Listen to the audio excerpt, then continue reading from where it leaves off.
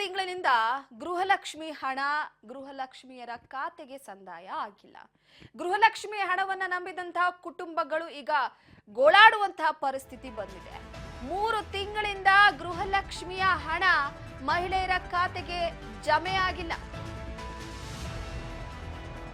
ಗೃಹಲಕ್ಷ್ಮಿಯ ಹಣವನ್ನೇ ಸಾಕಷ್ಟು ಕುಟುಂಬಗಳು ನಂಬಿವೆ. ಕೊಡುವಂತಹ 2,000 ತಿಂಗಳಿಗೆ ಕೊಡುವಂತಹ 2,000 ಹಣವನ್ನ ಎಷ್ಟೋ ಜನ ನಂಬಿಕೊಂಡು ಜೀವನವನ್ನ ನಡೆಸ್ತಾ ಇದ್ದಾರೆ. ಮನೆಯ ಯಜಮಾನಿ ಕೈ ಸೇರಿಲ್ಲ ಗ್ಯಾರಂಟಿ ಮನಿ. ಚುನಾವಣೆಯಲ್ಲಿ ಭರವಸೆಯನ್ನ ನೀಡಿ ಮೋಸ ಮಾಡಿದೆ ಅಂತ ಕಿಡಿಕಾರ್ತಾ ಇರುವಂತದ್ದು ವಿಪಕ್ಷಗಳ ಕೆಂಗಣ್ಣಿಗೆ ಸಚಿವರ ಹೇಳಿಕೆ ಗುರಿಯಾಗಿದೆ. ಗೃಹಲಕ್ಷ್ಮಿ ಏನು ತಿಂಗಳ ಸಂಬಳನ ಕೊಡೋದಕ್ಕೆ ಅನ್ನುವಂತ ಹೇಳಿಕೆಯನ್ನ ಕೆಜೆ ಜಾರ್ಜ್ ಅವರು ಕೊಟ್ಟಿದ್ರು. ಗೃಹಲಕ್ಷ್ಮಿ ಬಗ್ಗೆ ನಾಯಕರ ಉಡಾಫೆ ಉತ್ತರ ಮುಂದುವರೆದಿದೆ. ಏನು ತಿಂಗಳ ಸಂಬಳನ ಗೃಹಲಕ್ಷ್ಮಿ ಹಣ ತಿಂಗಳು ಸರಿಯಾಗಿ ಕೊಡೋದಕ್ಕೆ ಜಾರ್ಜ್ ಹೇಳಿಕೆಗೆ ಅಶೋಕ್ ಟ್ವೀಟ್ ಮೂಲಕ ಟಾಂಗ್ ಕೊಟ್ಟಿದ್ದಾರೆ. ಈಗ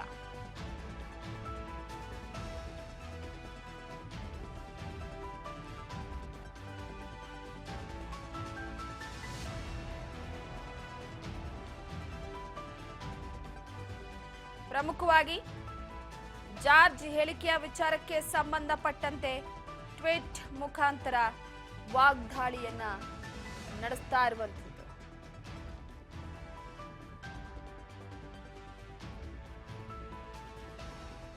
ಮತದಾರರು ಭಿಕ್ಷೆ ಬೇಡ್ತಾ ಇಲ್ಲ, ಪ್ರಾರಂಭಿಸಿ ಅಂತ ಕೂಡ ಕೇಳಲಿಲ್ಲ. ನಿಮ್ಮ ಕೈಲಾದ್ರೆ ಗ್ಯಾರಂಟಿ ಯೋಜನೆಯನ್ನ ಕೊಡಿ, ಇಲ್ಲ ಅಂದ್ರೆ ಬಿಡಿ. ಕೈ ಸರ್ಕಾರದ ವಿರುದ್ಧ ಟ್ವೀಟ್ ಮೂಲಕ ಅಶೋಕ್ ಕಿಡಿಕಾರಿರುವಂತದ್ದು.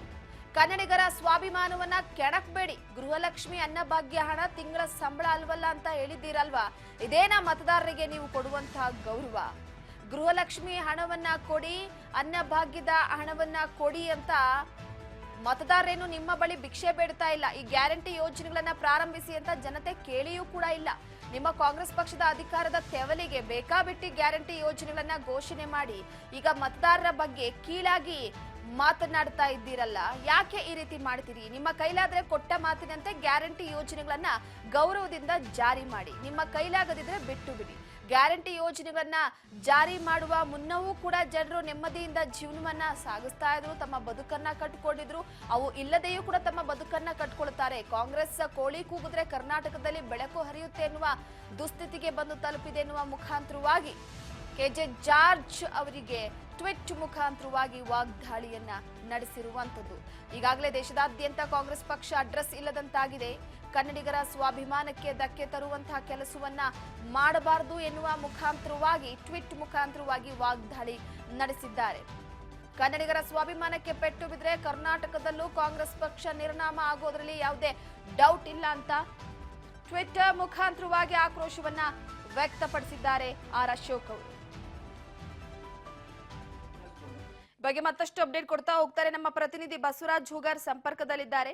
ಬಸವರಾಜ್, ಪ್ರಮುಖವಾಗಿ ಈಗಾಗಲೇ ಸದ್ಯದ ಮಟ್ಟಿಗೆ ಪಂಚ ಗ್ಯಾರಂಟಿಗಳಲ್ಲಿ ಪ್ರಮುಖವಾದಂತಹ ಅನ್ನಭಾಗ್ಯ ಹಾಗೆ ಈ ಗೃಹಲಕ್ಷ್ಮಿ ಅನ್ನುವಂಥದ್ದು ಎರಡನ್ನೂ ಕೂಡ ಸಾಕಷ್ಟು ಕುಟುಂಬಗಳು ನಂಬಿ ಜೀವನವನ್ನ ನಡೆಸ್ತಾ ಇವೆ. ಆದ್ರೆ ಗೃಹಲಕ್ಷ್ಮಿ ಹಣದ ವಿಚಾರವಾಗಿ ಈ ಮೊದಲಲ್ಲ, ಹಿಂದೆಯಿಂದಲೂ ಹಣ ಸಂದಾಯದ ವಿಚಾರವಾಗಿ ಆಗಾಗ ಮಾತುಗಳು ಕೇಳಿ ಬರ್ತಾ ಇದೆ. ಆದ್ರೆ ಕೆಜೆ ಜಾರ್ಜ್ ಅವರು ಹೇಳಿದಂತ ಆ ಹೇಳಿಕೆ ಈಗ ಒಂದು ಕಡೆ ವಿಪಕ್ಷದ ಕೆಂಗಣ್ಣಿಗೆ ಗುರಿಯಾಗಿದೆ. ಈ ಬಗ್ಗೆ ಮಾಹಿತಿ ಕೊಡೋದಾದ್ರೆ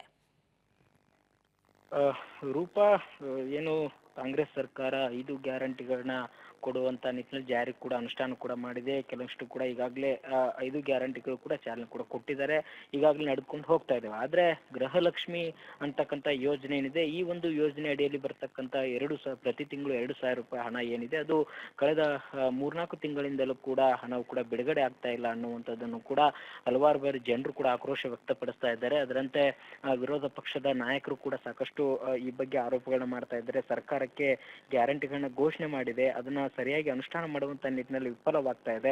ಕಳೆದ 3-4 ತಿಂಗಳಿಂದಲೂ ಕೂಡ ಹಣ ಕೂಡ ಜಮೆ ಆಗಿಲ್ಲ. ಇದರಿಂದ ಸರ್ಕಾರ ಯಾವ ರೀತಿಯಾಗಿ ಆ ಒಂದು ಯೋಜನೆಗಳನ್ನ ಸಫಲಕಾರಿ ಮಾಡ್ತಾ ಇದೆ ಅನ್ನುವಂಥದ್ದು ಕೂಡ ಗೊತ್ತಾಗ್ತಾ ಇದೆ. ಆ ಯೋಜನೆಗಳನ್ನ ಜಾರಿಗೊಳಿಸೋದು ಆಗ್ಲಿಲ್ಲ ಅಂತಂದ್ರೆ ಯೋಜನೆಯನ್ನ ಯಾಕೆ ಘೋಷಣೆ ಮಾಡಬೇಕು ಅಥವಾ ಅದನ್ನ ಯಾಕೆ ಜನರಿಗೆ ಆಮಿಷ ಒಡ್ಡಬೇಕು ಅನ್ನುವಂತ ನಿಟ್ಟಿನಲ್ಲಿ ಕೂಡ ಸಾಕಷ್ಟು ಆಕ್ರೋಶನ ಪಡ್ತಾ ಇದ್ದಾರೆ. ಇನ್ನೊಂದು ಕಡೆ ಸಚಿವ ಕೆಜೆ ಜಾರ್ಜ್ ಅವರ ಹೇಳಿಕೆ ವಿಚಾರಕ್ಕೆ ಸಂಬಂಧಪಟ್ಟಂತೆ ಕೂಡ ವಿರೋಧ ಪಕ್ಷದ ನಾಯಕರಾಗಿರ್ತಕ್ಕಂಥ ಆರ್ ಅಶೋಕ್ ಅವರು ಕೂಡ ಟ್ವೀಟ್ ಮುಖಾಂತರ ಒಂದು ರೀತಿಯಲ್ಲಿ ಅವರ ವಿರುದ್ಧ ವಾಗ್ದಾಳಿ ವಾಗ್ದಾಳಿ ಕೂಡ ನಡೆಸಿರ್ತಕ್ಕಂಥದ್ದು. ಅಂದ್ರೆ ಈಗಾಗಲೇ ಜನರಿಗೆ ಸಿಗುತ್ತೆ, ಕೊಡ್ತಾ ಇದ್ದೀವಿ ಅನ್ನುವಂತ ಈ ಒಂದು ಉಡಾಫೆ ಉತ್ತರಗಳನ್ನ ಹೇಳುವ ಮುಖಾಂತರ ಎಲ್ಲೋ ಒಂದ್ ಕಡೆ ಜನರ ದಾರಿ ತಪ್ಪಿಸುವಂತ ಪ್ರಯತ್ನ ಮಾಡ್ತಾ ಇದೆ.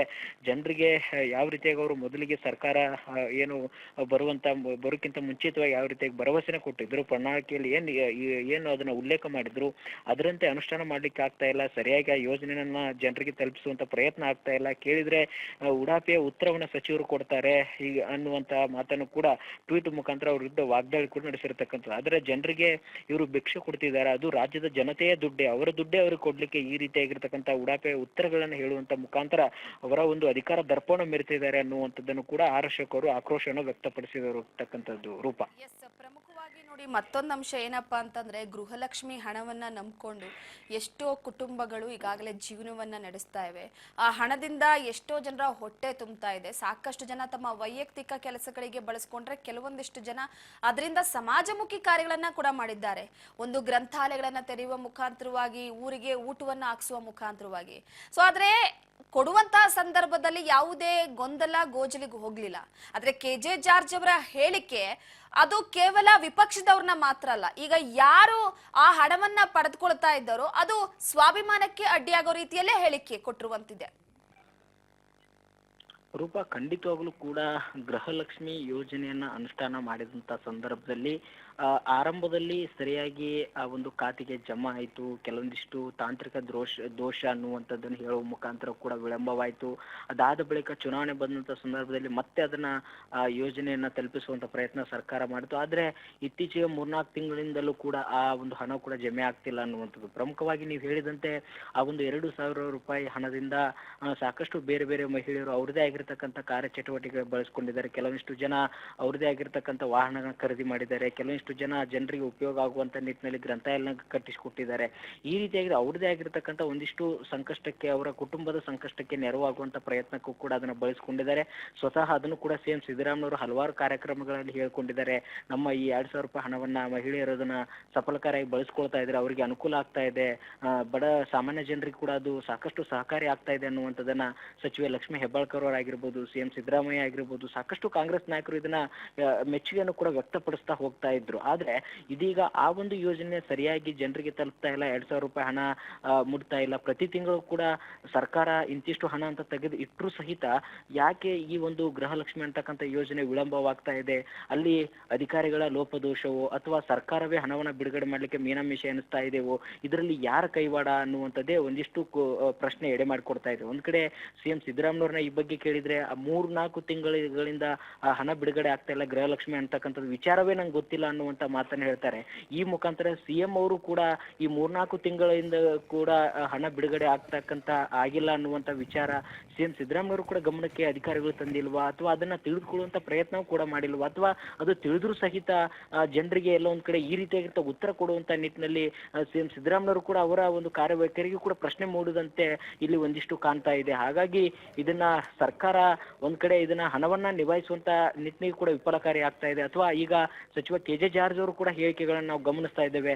ಅವರ ಹೇಳಿಕೆ ಕೂಡ ಸಾರ್ವಜನಿಕರಿಗೆ ಮತ್ತೆ ಇದನ್ನ ಫಲಾನುಭವಿಗಳು ಏನಿದ್ದಾರೆ ಅವರಿಗೂ ಕೂಡ ನೋವಾಗುವಂತ ರೀತಿಯಲ್ಲಿ ಕೂಡ ಮಾತನಾಡಿರ್ತಕ್ಕಂಥದ್ದು. ಹಾಗಾಗಿ ಇವೆಲ್ಲವನ್ನು ಕೂಡ ಸರ್ಕಾರ ಒಂದ್ ಕಡೆ ಸಾರ್ವಜನಿಕರಿಗೆ ಕೊಟ್ಟಂತ ಮಾತನ್ನ, ರಾಜ್ಯದ ಜನತೆ ಕೊಟ್ಟಂತ ಮಾತನ್ನ ಅವರ ಸರ್ಕಾರ ಇರುವವರೆಗಾದ್ರೂ ಅದನ್ನ ಉಳಿಸಿಕೊಳ್ಳುವಂತ ಹೋಗುವಂತ ಪ್ರಯತ್ನವನ್ನು ಕೂಡ ಮಾಡಬೇಕಾದ್ರೆ, ಇದೀಗ ಚುನಾವಣೆಗಳು ಬಂದಂತ ಸಂದರ್ಭದಲ್ಲಿ ಮಾತ್ರ ಹಣವನ್ನ ಬಿಡುಗಡೆ ಮಾಡೋದು, ಚುನಾವಣಾ ಆದ ಬಳಿಕ ಆ ಬಗ್ಗೆ ಆ ಯೋಜನೆ ಸ್ಥಗಿತ ಆಗಿದೆಯಾ ಅಥವಾ ಇಲ್ವಾ ಅಂತಕ್ಕಂಥದ್ದನ್ನು ಕೂಡ ಗಮನ ಹರಿಸುವಂತ ಪ್ರಯತ್ನ ಕೂಡ ಮುಂದಾಗ್ತಿಲ್ವೇನೋ ಅನ್ನುವಂಥದ್ದು ಕೂಡ ಸಾಕಷ್ಟು ಚರ್ಚೆ ಆಗ್ತಾ ಇದೆ. ಹಾಗಾಗಿ ಯೋಜನೆಗಳನ್ನ ಘೋಷಣೆ ಮಾಡುವಂತ ಸಂದರ್ಭದಲ್ಲಿ ಇದಕ್ಕೆ ಎಷ್ಟು ಆರ್ಥಿಕವಾಗಿ ವೆಚ್ಚ ಆಗುತ್ತೆ, ಇದನ್ನ ಯಾವ ರೀತಿ ಅನುಷ್ಠಾನ ಮಾಡ್ಬೇಕನ್ನುವಂತ ಲೆಕ್ಕಾಚಾರ ಹಾಕಿಲ್ವ ರಾಜ್ಯ ಸರ್ಕಾರ ಅನ್ನುವಂಥದ್ದು